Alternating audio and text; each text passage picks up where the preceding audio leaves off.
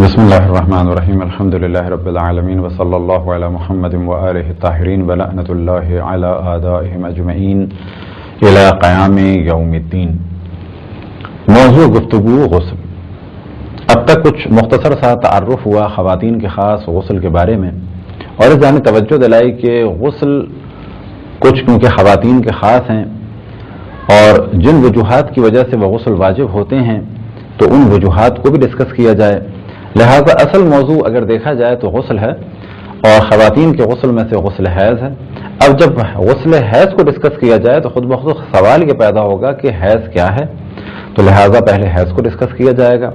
اس کے بعد یہ سوال پیدا ہوگا کہ جو خاتون حیض میں مبتلا ہوں ان کے کیا احکام ہیں، لہذا وہ ڈسکس ہوں گے۔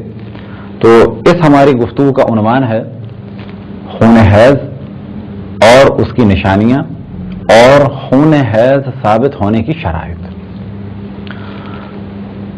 حیض کو عام طور پہ مینسس کہا جاتا ہے، اور تقریباً ساری دنیا میں خواتین حیض کی حد تک تو آشنا ہیں،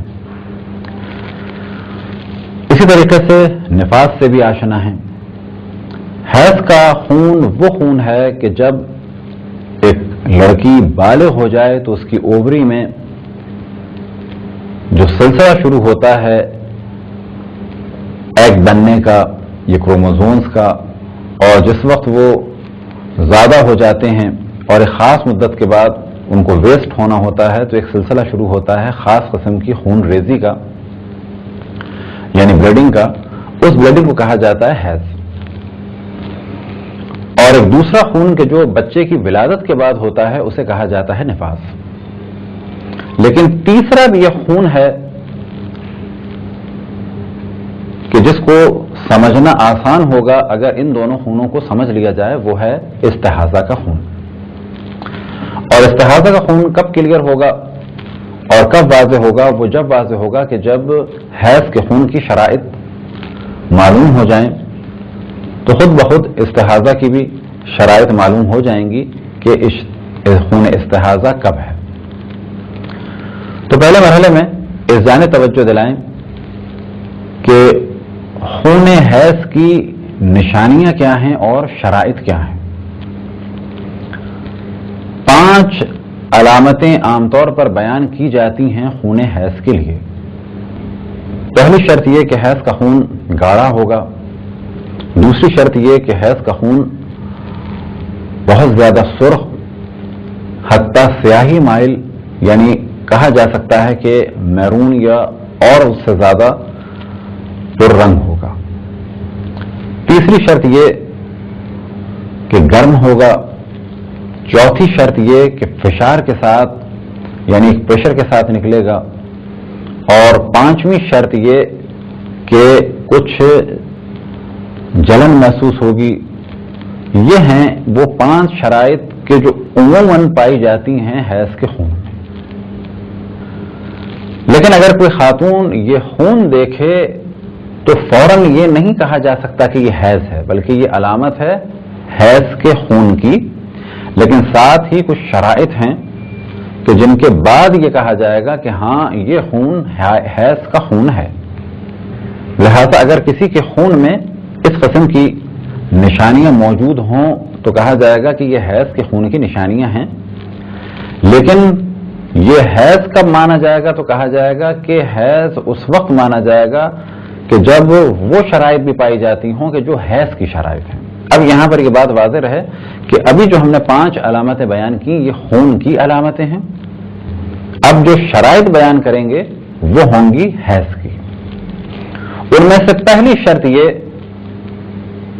کہ وہ لڑکی کہ جس کے بارے میں تصور ہو کہ یہ حائض ہے، اس کی عمر 9 سال قمری مکمل ہونی چاہیے۔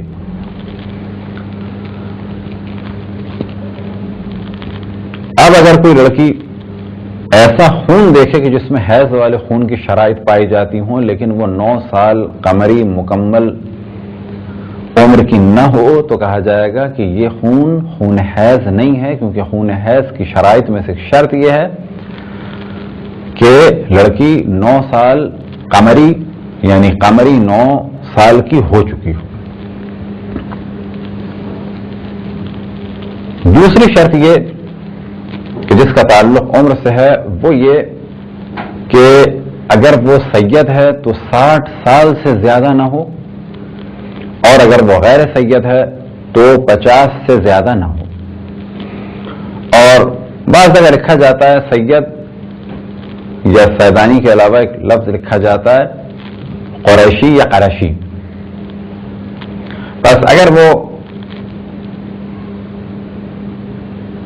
قریشی ہے یعنی قبیلہ قریش سے ہے، کیونکہ اب قبیلہ قریش کی پہچان تقریباً ناممکن ہو چکی ہے، لیکن انہی میں سے ایک شجرہ کہ جو آج دنیا میں پہچانا جاتا ہے وہ ہے سید کا شجرہ۔ لہذا بعض جگہ آسانی کے لکھ دیا جاتا ہے کہ سید خاتون 60 سال کے بعد اگر خون دیکھے تو وہ حیض نہیں ہے، اور غیر سید خاتون 50 سال کے بعد اگر کوئی خون دیکھے تو وہ حیض نہیں ہوگا۔ تیسری شرط یہ کہ 3 دن یہ خون آنا چاہیے۔ اب یہاں پر گفتگو ہے دن کے حساب سے کہ 3 دن۔ اب اگر کسی کو 2 دن یہ خون آئے اور اس کے بعد یہ سلسلہ ختم ہو جائے، پھر 1 دن کے بعد خون آئے، تو یہ حیض نہیں مانا جائے گا۔ یعنی حیض کی شرائط میں سے تیسری شرط یہ ہے کہ لگاتار 3 دن آئے۔ چوتھی شرط یہ کہ لگاتار ہو یہ سلسلہ۔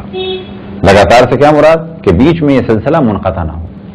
لہذا اس چوتھی شرط کا ذکر تیسری شرط کے ضمن میں بھی آ گیا، لیکن تیسری شرط کے بارے میں کہا جائے گا 3 دن، اور چوتھی شرط کے بارے میں کہا جائے گا کہ یہ لگاتار ہو۔ پانچویں شرط یہ کہ اگر کوئی خاتون حیض میں مبتلا ہو چکی ہوں اور دوبارہ خون دیکھیں تو دوسرے خون میں اور اس خون کے اختتام میں کم سے کم 10 دن کا مکمل فاصلہ ہونا چاہیے۔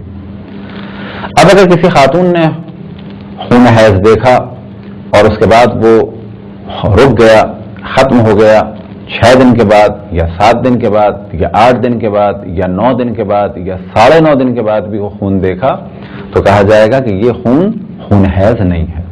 کیونکہ خون حیض کب مانا جائے گا؟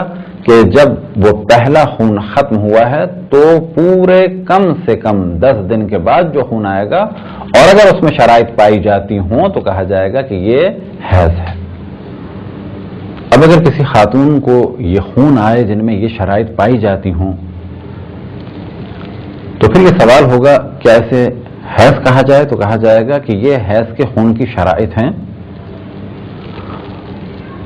لیکن خود اس خون کو حیض کا خون کہا جائے اس کے لیے بھی کچھ شرائط ہیں کہ جو عموماً 6 بیان کی جاتی ہیں، اگر انہیں الگ الگ بیان کیا جائے، اور بعض دفعہ انہیں 5 بھی ملا کے بیان کر دیا جاتا ہے تو 5 ہو جاتی ہیں۔ ان میں سے پہلی شرط یہ کہ لڑکی بالغ ہو، یعنی اس کے 9 سال مکمل ہو چکے ہوں دنوں کے حساب سے۔ البتہ بلوغ کی 2 علامتیں ہیں خواتین میں، جن میں سے ایک ہے 9 سال قمری کا مکمل ہونا۔ اب اس جانب توجہ رہے کہ سال کی گنتی یا عموماً سال جو ہمارے ہاں موجود ہیں وہ 2 اقسام کے ہیں، ایک شمسی اور ایک قمری۔ اور ہمارے ہاں جو 2 قسمیں ہیں ناموں کے اعتبار سے، ایک کو کہا جاتا ہے اسلامی اور دوسرے کو کہا جاتا ہے بعض جگہ انگریزی کہہ دیا جاتا ہے، یا بالفاظ دیگر حضرت عیسیٰ کی ولادت سے جو منسوب ہے، یعنی عیسوی سال۔ بلوغ کے لیے ضروری ہے کہ کاؤنٹنگ کی جائے قمری اعتبار سے۔ بس اگر کوئی لڑکی 9 سال قمری مکمل کر لے تو کہا جائے گا یہ بالغ ہو گئی۔ بس کوئی 9 سال قمری سے پہلے اس قسم کا خون دیکھے لڑکی تو وہ بالغ کیونکہ نہیں ہے، لہذا وہ خون بھی خون حیض نہیں ہوگا۔ اسی طریقے سے دوسری شرط ہے خواتین کے بلوغ کی، یا دوسری علامت جو خواتین کے بلوغ کی ہے معذرت، وہ یہ کہ زیر ناف اس کے سخت بال آ چکے ہوں۔ لیکن عموماً لڑکیوں کے لیے جو بلوغ کا حساب کیا جاتا ہے وہ 9 سال قمری سے ہے۔ لہذا مومنین کی جانب توجہ رہے کہ وہ اپنی بیٹیوں کی تاریخ ولادت کو قمری اعتبار سے لکھیں، اور 9 سال مکمل ہونے کے بعد ان کے واجبات کا خیال رکھیں اور 9 سال سے پہلے ان کو نماز اور دیگر واجبات کی تلقین کریں تاکہ جب 9 سال مکمل ہو جائیں تو ان کی نماز صحیح ہو. اور وہ خواتین کہ جن کی نمازیں قضا ہو چکی ہیں اور وہ جاننا چاہتی ہیں کہ ان کی کتنی نمازیں قضا ہیں، تو پہلا مرحلہ تو یہ ہے کہ ان کو اپنی ڈیٹ آف برتھ معلوم ہونی چاہیے قمری اعتبار سے. اور اگر کوئی نہ بھی جانتا ہو کہ قمری اعتبار سے ان کی ڈیٹ آف برتھ کیا ہے تو آج کل بہت آسان ہے کیلکولیٹ کرنا. مختلف ویب سائٹس موجود ہیں کیلنڈرز کے نام سے اور کنورٹ کر دیتے ہیں وہاں پر ڈیٹس کو. تو جو بھی آپ کی تاریخ ہو عیسوی اعتبار سے، کیونکہ وہ ہمارے عام طور پہ لوگ جانتے ہیں کہ عیسوی اعتبار سے کون سی ہماری تاریخ ہے، تو اسے کنورٹ کر لیں قمری تاریخ میں تو معلوم ہو جائے گا کہ آپ کی اس وقت قمری اعتبار سے کتنی عمر ہے. تو پہلی شرط خون حیض کی یہ کہ جو عورت ایسا خون دیکھے کہ جس میں یہ شرائط پائی جاتی ہوں، لیکن حیض کب مانا جائے گا کہ جب وہ بالغ ہو. دوسری شرط یہ کہ وہ یائسہ نہ ہو. یائسہ کے معنی نا امید. فقہ میں یائسہ کے معنی ہیں ایسی خاتون کہ جو حیض میں مبتلا نہ ہوتی ہو. سید خواتین کے لیے کہا جاتا ہے کہ 60 سال تک جو خون وہ دیکھتی ہیں کہ جس میں حیض کی علامت پائی جاتی ہے وہ خون حیض ہے، اور 60 سال کے بعد خون حیض وہ نہیں دیکھتی. اور غیر سید خواتین 50 سال کی عمر تک خون حیض دیکھتی ہیں، اس کے بعد جو خون وہ دیکھتی ہیں وہ خون حیض نہیں ہوگا. بس عمر کے اعتبار سے یہ 2 شرائط ہیں کہ 9 سال سے اس کی کم عمر نہ ہو، اور اگر غیر سید ہے تو 50 سے زیادہ نہ ہو، اور اگر سید ہے تو 60 سے زیادہ نہ ہو. تیسری شرط یہ کہ کم سے کم 3 دن مدت ہوگی خون حیض کی. اگر اس سے کم ہے تو وہ خون حیض نہیں مانا جائے گا. چوتھی شرط یہ کہ ان 3 دنوں میں لگاتار خون آئے. البتہ یہ ضروری نہیں ہے کہ لگاتار پریشر کے ساتھ ایک ہی پریشر کے ساتھ خون آئے، بلکہ کہا جائے گا کہ لگاتار اس خاتون کی شرمگاہ میں خون ہو، چاہے وہ کم ہو چاہے وہ زیادہ ہو. لیکن اگر 2 دن خون آیا اور اس کے بعد بالکل خون صاف ہو گیا اور پھر 1 دن کے بعد آیا تو کہا جائے گا کہ یہ خون حیض نہیں ہے، کیونکہ خون حیض کی شرط یہ ہے کہ لگاتار 3 دن آنا چاہیے. بس انہیں 2 شرائط کو بعض جگہ ایک شرط بنا دیا جاتا ہے، 3 دن اور لگاتار. ہم نے تیسری شرط کے عنوان سے کہ 3 دن اور چوتھی شرط اس عنوان سے کہ لگاتار. پانچویں شرط یہ کہ 10 دن سے زیادہ نہ ہو. بس اگر 10 دن سے زیادہ ہوگا تو وہ خون حیض نہیں ہوگا. 10 دن تک حیض مانا جائے گا، 10 دن کے بعد خون حیض نہیں مانا جائے گا. اور چھٹی شرط یہ کہ جو پہلے اس نے خون دیکھا ہے اور جس کو اس نے حیض کاؤنٹ کیا تھا اور اس میں حیض کی خصوصیات تھیں، اس میں اور اس خون میں 10 دن سے کم کا فاصلہ نہ ہو. بس اگر کسی خاتون نے خون حیض دیکھا اور وہ ختم ہو گیا، اس کے 8 دن کے بعد یا 9 دن کے بعد یا 9.5 دن کے بعد اس نے خون دیکھا تو کہا جائے گا کہ یہ جو اس نے خون دیکھا یہ حیض نہیں ہے. بلکہ اگر مکمل 10 دن کے بعد خون دیکھے گی تو کہا جائے گا کہ یہ حیض ہے، بے شرط یہ کہ اس میں خون حیض کی علامتیں پائی جاتی ہوں. بس خون حیض کا 2 خون حیض کا جو فاصلہ ہے وہ کم سے کم 10 دن ہونا چاہیے، 10 دن سے کم نہیں ہونا چاہیے. یہ تھی چند شرائط حیض کی اور چند علامتیں خون حیض کی. اب اس جانب میں توجہ دلائیں، وہ کہ ہمارے معاشرے میں فلمیں دیکھنا عام ہے، بے پردگی عام ہے، لیکن ممکن ہے کوئی ہمارے اس گفتگو کو مس یوز کرنا چاہے یا یہ کہے کہ یہ گفتگو کیوں کی.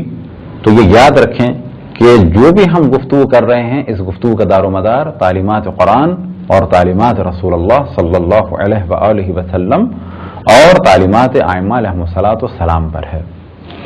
جو ہم گفتگو کر رہے ہیں وہی گفتگو ہے جو رسول اللہ صلی اللہ علیہ وآلہ وسلم اپنے دور میں خواتین کو بتاتے تھے اور اگلے مرحلے میں ائمہ علیہم بتاتے تھے۔ اب اگر کسی علاقے میں خواتین موجود ہیں تو بلا شک یہ بہتر ہے کہ خواتین کو ان مسائل سے آگاہ کریں، یہ زیادہ بہتر ہے۔ اور اتفاق سے یہی ہماری روش کراچی میں مدارس کی حد تک ہے کہ کسی بھی مدرسے میں آج تک ہم نے ان مسائل کو ڈسکس نہیں کیا، کیونکہ الحمدللہ کراچی کی حد تک خواتین موجود ہیں جو ان مسائل کو ڈسکس کریں۔ لیکن کیونکہ ابھی ہمارا پورا ایک سلسلہ چل رہا ہے توضیح المسائل کا، اور اگر اللہ سبحانہ و تعالیٰ نے توفیق عطا فرمائی تو انشاءاللہ مکمل ہو جائے گا، تو اس مسئلے کو بھی ہم نے ڈسکس کیا۔ تو اس چیز کی جانب توجہ رہے کہ ان مسائل کو شرم کا سبب نہ سمجھیں، شرم اس چیز میں کریں کہ جس سے اللہ سبحانہ و تعالیٰ کی بارگاہ میں جب حاضر ہوں تو شرم آئے، یعنی حرام سے ہمیں بچنا چاہیے اور اس سے شرم کرنی چاہیے۔ واجبات میں شرم نہیں ہے، البتہ جب کہا جائے شرم نہیں ہے تو اس کے قطعاً معنی نہیں کہ ہر چیز ہر شخص کے سامنے بیان کی جائے، لہذا اس ہمارے لیکچر میں بھی انشاءاللہ آگے ٹیگ لگا ہوا ہوگا کہ یہ درس مخصوص بالغ خواتین کے لیے ہے۔ خداوند تبارک و تعالیٰ سے دعا ہے کہ بحق محمد و آل محمد ہمیں اپنے رسول اپنی حجتوں خصوصاً امام زمان علیہ السلام کی معرفت اور اطاعت کی توفیق عطا فرمائے۔ وصلی اللہ علی محمد و آلہ الطاہرین۔